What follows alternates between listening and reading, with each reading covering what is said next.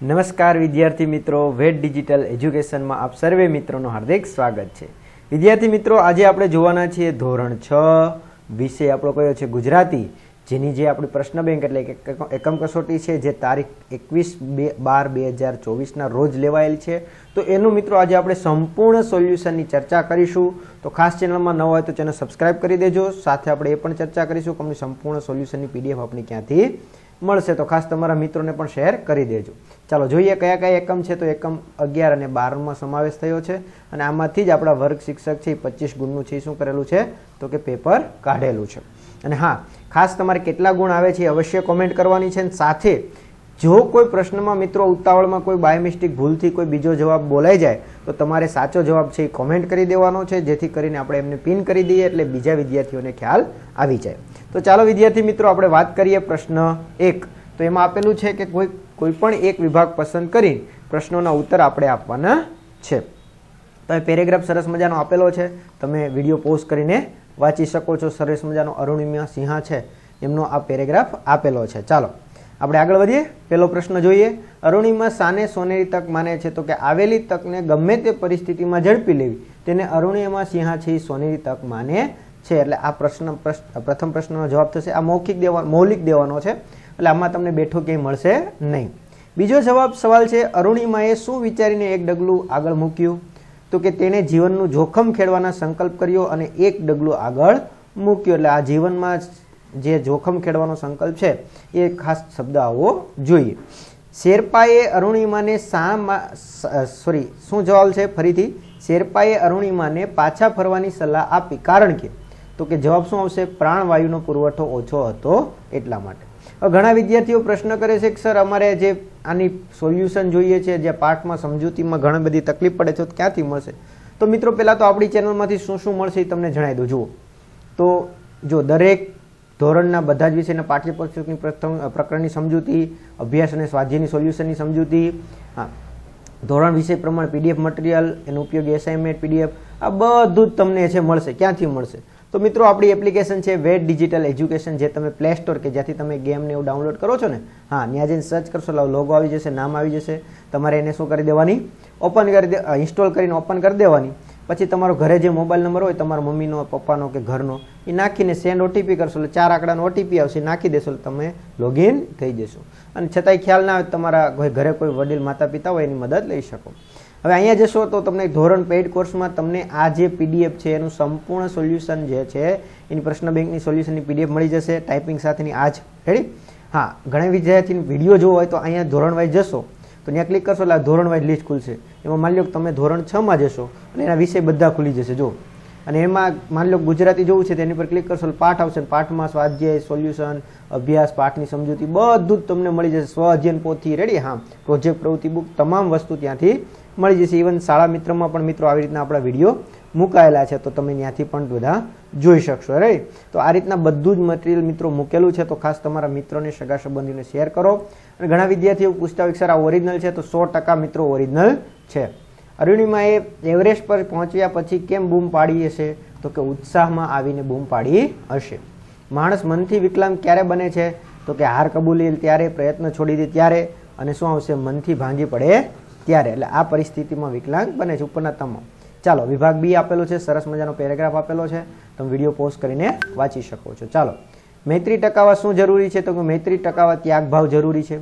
બીજો સવાલ છે સાચા મિત્ર માટે કેવી વૃત્તિ જરૂરી છે તો કે સાચા મિત્ર માટે સ્વાર્થ ન હોય અને સાચો મિત્ર પાસેથી કંઈ લેવાની વૃત્તિ કે હરિગજ ન હોવી જોઈએ, બલકે એમને પાસે કંઈક આપવાની વૃત્તિ હોવી જોઈએ। ચાલો, સાચો મિત્ર અરીસો છે કેવી રીતે તો કે સાચો રસ્તો બતાવે છે એટલા માટે। ચાલો નેક્સ્ટ ચોથો સવાલ, અવળે રસ્તે જતા મિત્રને અટકાવવા। અહીં અવળે રસ્તે એટલે તો કે આપણા અવગુણો દર્શાવવા માટે।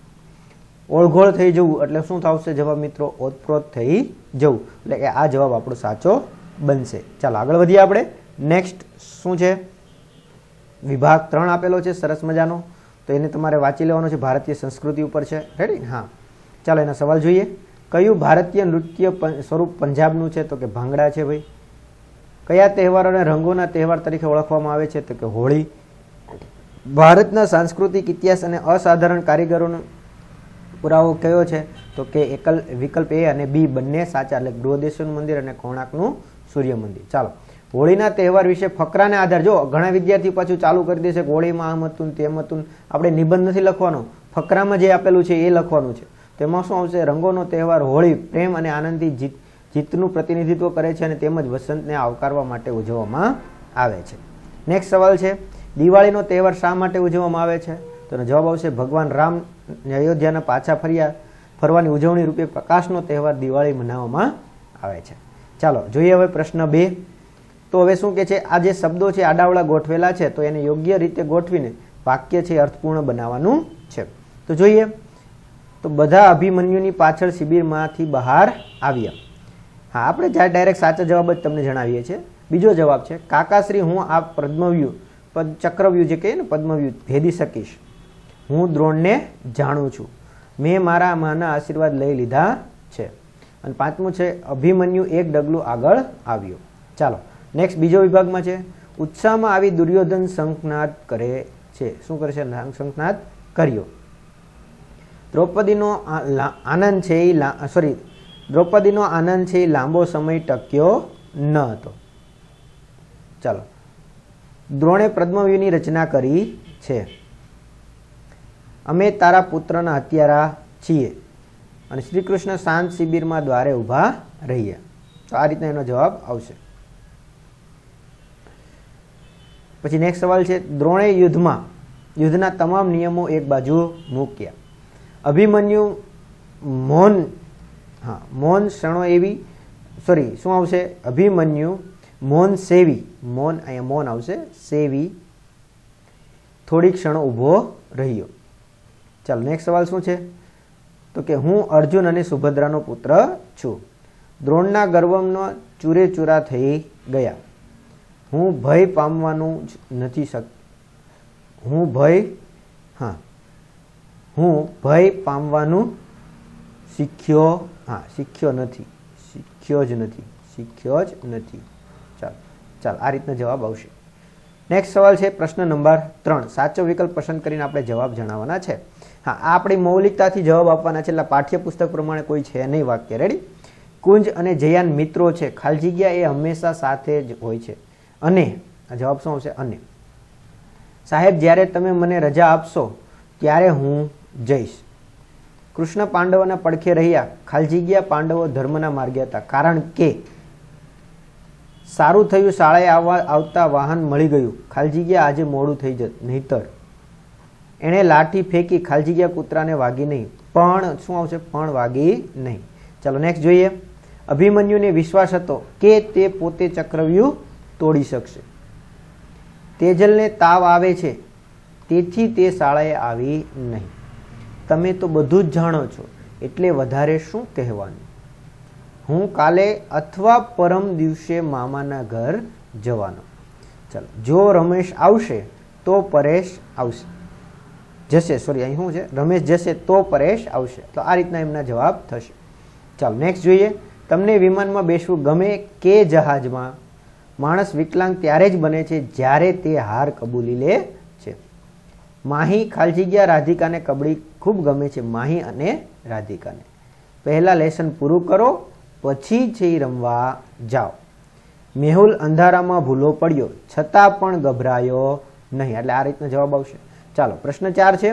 ઉદાહરણમાં જે રેખાંકિત શબ્દો છે ને એના આધારે તમારે શું કરવાનું છે? પ્રશ્નો બનાવવાના છે. તો જો અહીં સરસ મજાના તમને 5 પ્રશ્નો બનાવીને આપેલા છે, તો એના આધારે આપણે આવી રીતના બનાવવાના છે. હા, બેસીએ આનંદીને તેના જન્મદિવસ પર પ્રેમથી મીઠાઈનું બોક્સ આપ્યું. તો જો આપણે સવાલ બનાવેલા છે. આનંદીને મીઠાઈનું બોક્સ કોણે આપ્યું? બંસીએ. હા, બંસીએ મીઠાઈનું બોક્સ કોને આપ્યું? બંસીએ આનંદીને શું આપ્યું? બંસીએ આનંદીને કેવા ભાવથી મીઠાઈનું બોક્સ આપ્યું? અને બંસીએ આનંદીને ક્યારે મીઠાઈનું બોક્સ આપ્યું? એટલે આ રીતના સવાલ બનશે. ચાલો નેક્સ્ટ બીજું. ગુરુવારે માનસીએ સૃષ્ટિને શાળા પુસ્તકાલયમાંથી પુસ્તક વાંચવા આપ્યું. તો જો સૃષ્ટિએ શાળા પુસ્તકાલયમાંથી પુસ્તક વાંચવા કોણે આપ્યું?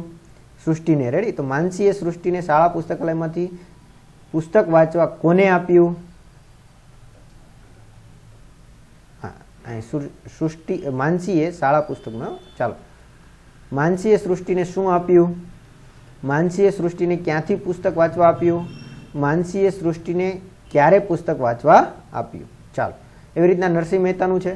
કોણ જુનાગઢના દામોદર કુંડમાં વહેલી સવારે નાહવા જતા? નરસિંહ મહેતા જુનાગઢના દામોદર કુંડમાં ક્યારે નાહવા જતા? નરસિંહ મહેતા ક્યાં વહેલી સવારે નાહવા જતા? નરસિંહ મહેતા જુનાગઢના દામોદર કુંડમાં વહેલી સવારે શું કરવા જતા? અને દામોદર કુંડ ક્યાં આવેલો છે? આ મિત્રો તમે તમારી રીતના પણ કોઈ પણ સવાલ બનાવી શકો છો, પણ આ રીતના આપણે 5-5 સવાલ બનાવેલા છે. ચાલો વિકલ્પ પ્રશ્ન 5 જોઈએ. નીચે આપેલા પ્રશ્નોને યોગ્ય રીતે વિકલ્પ પસંદ કરીને જવાબ આપો. બાપ રે કેવું અંધારું, તો શું આવશે? ડર આવશે. બિચારું ગલુડિયું કેટલા દિવસથી ભૂખ્યું હશે? તો કે દયાભાવ છે. ખબરદાર જો કોઈએ આ બચ્ચાને માર્યું તો ગુસ્સો બતાવે છે ભાઈ. અરુણિમાએ દિવ્યાંગતાને પડકારી એવરેસ્ટ સર કર્યું, તો સાહસ બતાવે, સાહસ. કદાચ કૌરવ છળ કરીને અભિમન્યુને મારી નાખશે તો સંશય બતાવે છે, રાઈટ, ડર કે એને સંશય. નેક્સ્ટ બીજો વિભાગ છે. અભિમન્યુ આખું પદ્મવ્યૂહ ચક્રવ્યૂહ છે, પદ્મવ્યૂહ ભેદીને વચ્ચોવચ્ચ પહોંચી ગયો, સાહસની વાત કરે છે. હું ઉત્તરાયણના દિવસે પક્ષીને ઉડતા હશે ત્યાં સુધી પતંગ નહીં ચગાવું. જો અહીંયા બે પ્રશ્ન આવશે. એક તો પ્રેમનો ભાવ પણ કહી શકાય, કરુણાનો ભાવ પણ કહી શકાય. રેડી? હા, જ્યાં સુધી આવશે ત્યાં ઉડતા હશે ત્યાં સુધી આપણે પતંગ નહીં ઉડાવીએ, સાહસને ડર એ આવશે નહીં. અભિમન્યુનો નશ્વર દેહ જો અર્જુન કશું બોલી શકવાની સ્થિતિમાં નહોતો. કેમ? તો કે શોકનો ભાવ કહી શકાય. બાપ રે હું આ નદીમાં નહીં નાવ, તો ગભરાહટ થાય. જેમ કે તમે શિયાળામાં કહેતા હોય ને, કેવી ઠંડી છે, હું આમાં નાહીશ નહીં. એ વાઘ ગામમાં આવી ગયો, આશ્ચર્યનો ભાવ છે. મમ્મી પરીક્ષામાં હું પહેલા નંબરે પાસ થયો, તો કે આનંદનો ભાવ છે. જા આઘો જા અહીંથી, મને ફરીથી તારું મોં ન બતાવતો, ગુસ્સાનો ભાવ છે. યુધિષ્ઠિર મોટા અવાજે રડી પડ્યો, શોકનો ભાવ છે. દીકરા બહુ જ ઉજાગરા ન કર, બીમાર પડીશ, તો વહાલનો ભાવ છે. અને દુર્યોધન પુત્રના મૃત્યુથી લાલચોળ થઈ ગયો, તો કે ક્રોધનો ભાવ છે. તો આ રીતના મિત્રો આપણી જે ધોરણ 6 ની જે છે ગુજરાતીની જે પ્રશ્ન બેંક હતી, સંપૂર્ણ સોલ્યુશનની ચર્ચા કરી. આની પીડીએફ મિત્રો તમને સોલ્યુશનની પીડીએફ ક્યાંથી મળશે? તો મેં તમને અગાઉ જણાવ્યું એ રીતના ક્યાંથી મળશે? તો કે જો આમાં જશો પેઇડ કોર્સમાં ધોરણ 6 નું ફોલ્ડર છે, ત્યાં સોલ્યુશનની મળી જશે. અને ખાલી પ્રશ્ન બેંકની જોઈતી ત્યાં ટૂંક સમયમાં એક્ઝામ પેપરમાં મુકાઈ જશે. અને વિડીયો હજી તમારે કોઈ પણ વિષયના સ્વાધ્યાયન પોથી, પ્રોજેક્ટ પ્રવૃત્તિ, વિષય વાઇઝ કોઈ પણ વિષયના ઇંગ્લિશ, ગુજરાતી, ગણિત, હિન્દી બધા વિષયના વિડીયો તમને અહીં ફ્રીમાં બધા મળી જશે. અને ત્યાંથી તમે સારી રીતે દરેક વિષયના ફ્રીમાં વિડીયો જોઈ શકો છો. તમારા મિત્રોને, સગા સંબંધીઓને શેર કરો, જેથી કરીને એ લોકો પણ ખ્યાલ આવે, એની માહિતી પણ મળતી રહે. અને તમારા ખાસ કેટલા ગુણ આવે છે અવશ્ય કોમેન્ટ કરજો. તો આ વિડીયોમાં આપણે અહીં સુધી રાખીએ. Thank you. જય હિન્દ, જય ભારત, અસ્તુ.